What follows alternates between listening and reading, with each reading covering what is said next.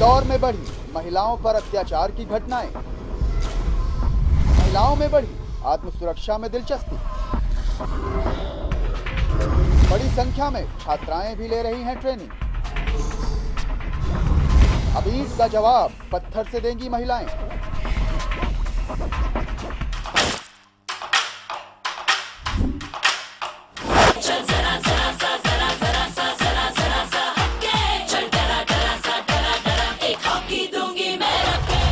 Chain snatching, बलात्कार और गृह भेदन के ये वो आंकड़े हैं जो साल दर साल इंदौर में बढ़ते जा रहे हैं, जिसने इंदौर पुलिस की मुश्किलें भी बढ़ा दी।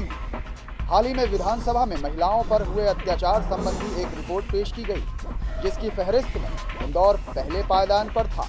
खुद पुलिस भी महिलाओं के साथ बढ़ी आपराधिक घटनाओं को लेकर संवेदनशील है और इसकी रोकथाम के पुरजोर प्रयास में जुटी हुई है।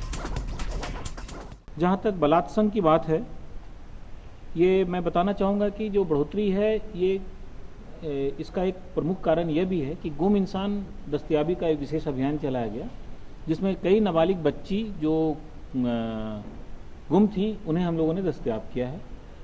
अगर उनके साथ शारीरिक संबंध बनाया गया है तो वो बलात्कार की श्रेणी में आता है, इसलिए भी उनकी संख्या अधिक दिख रही है।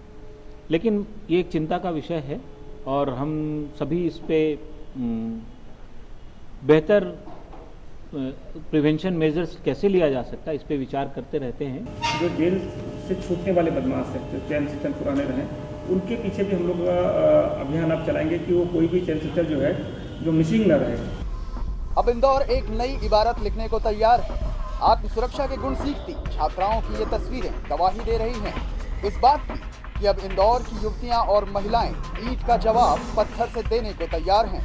जी हाँ, अब इन पर फप्तियां कसने वालों की खैर नहीं, क्योंकि इनके दिल में दहकती आग अब ज्वाला का रूप ले चुकी है। आत्मसुरक्षा के गुण से न सिर्फ इन महिलाओं का आत्मविश्वास बढ़ा है, बल्कि इस ट्रेनिंग ने उनमें एक नई ऊर्जा का भी संचार कर दिया है। अगर हमारे साथ कोई ऐसी एक्सपीरियंस होता है, ऐसा कुछ घटना होती है, तो हम उसको अपने को सेल्फ डिफेंस कर सकते हैं। जो ताकत होती है आपकी मेंटल होती है, तो हम मेंटली हम बहुत कॉन्फिडेंस आया हमको इसको करने के लिए। अपने को खुद सेव कर सकते हैं हम यहाँ से ट्रेनिंग पाने के बाद। 4-5 आर्ट सीख लिया अभी तक तो।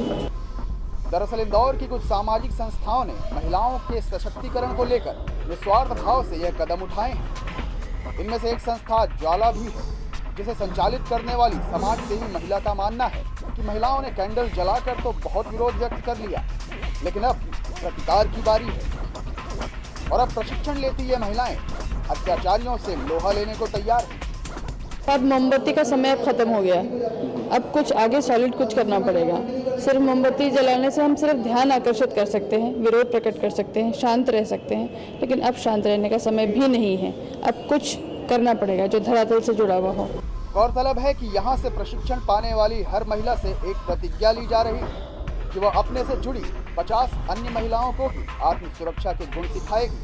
अब तक सहनशीलता की परीक्षा देती इंदौर की महिलाओं ने भी अब ठान लिया है कि वो शोला बनकर पत्थर को भी पिघला देंगी और इनका ये जज्बा उन मंचलों और लुटेरों के लिए एक खुली चुनौती है जो अब तक नारी शक्ति से अनजान थे। आदित्य सिंह, बंसल न्यूज, इंदौर।